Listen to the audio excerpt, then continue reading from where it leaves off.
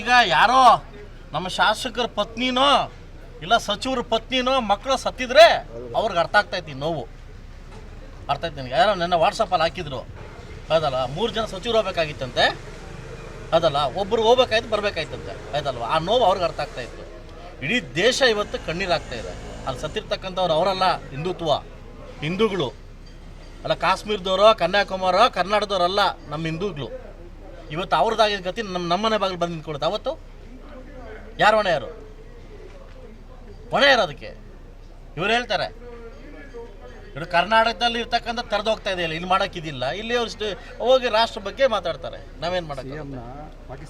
ಹೊಗಳ್ತಾ ಇದ್ದಾರೆ ಇಡೀ most next doctorate ಪದವಿ ಕೊಟ್ಟರೆ ಪಾಕಿಸ್ತಾನದಲ್ಲಿ ಇವರಿಗೆ ಕೊಡೋದು, ಯಾರಿಗೆ? CM ಅವ್ರಿಗೆ ಹೊಗಳ್ತಾ ಇದ್ದಾರೆ. ಓಲೈಕೆ, ಒಂದು ಜಾತಿ ಓಲೈಕೆ ಮಾಡ್ಕೊಳ್ಳೋದು, ಒಂದು ಜಾತಿನ ಓಲೈಕೆ ಮಾಡ್ಕೊಳ್ಳೋದು, ವೋಟಿಂಗ್ ಫ್ಯಾಕ್ಟರು. ಈ ರಾಜಕಾರಣಿಗಳಿಗೆ ಬುದ್ಧಿ ಬರೋದು, ಇನ್ಕ್ಲೂಡಿಂಗ್ ಮೀ. ನಮಗೆ ನಮ್ಮನೆ ಭಾಗದ ತನಕ ನಿಲ್ಕೋ ತನಕ ಸಮಸ್ಯೆ ಇದು ನಮ್ಗೆ ಅರ್ಥ ಆಗಲ್ಲ. ನಮ್ಗೆ ಬರಬೇಕಿದ್ದು ನಮಗೆ 100% ಸರ್. ಇದು ಪದೇ ಪದೇ ಪದೇ ತೀಟ್ಲೆ ನಿಲ್ಲಬೇಕು ಅಂದರೆ ಇದು ಯುದ್ಧ ಆಗಲೇಬೇಕು, ಬಿಸಿ ಮುಡಿಸ್ಲೇಬೇಕು. ಆ ಥರ ಪ್ರಶ್ನೆ ಬಂದಾಗ ದಿನಕ್ಕೊಂದು ಪ್ರಶ್ನೆ ನಿಮಗೂ ಬರ್ತದೆ, ಪೇದೂರುಗಳು ಬಂದಾಗ. ಇವತ್ತು ಬರೀ ಇವ್ರ ದೃಷ್ಟಿ ಕುರ್ಚಿ ಮೇಲೆ ಬಿಟ್ಟರೆ ಅಭಿವೃದ್ಧಿ ಬಗ್ಗೆ ಇಲ್ಲ, ಹೊಸ ಶಾಸಕರ ಬಗ್ಗೆ ಇಲ್ಲ, ಅವ್ರ ಗತಿ ಏನು, ಅವ್ರ ಪರಿಸ್ಥಿತಿ ಏನು, ಅವ್ರ ಅನುದಾನ ಏನು, ತಾಲೂಕಲ್ಲಿ ಅವ್ರು ಯಾವ ನೋವು ಅನುಭವಿಸ್ತಾರೆ ಇವ್ರ ಕಂಚಿಂತೂ ಇಲ್ಲ.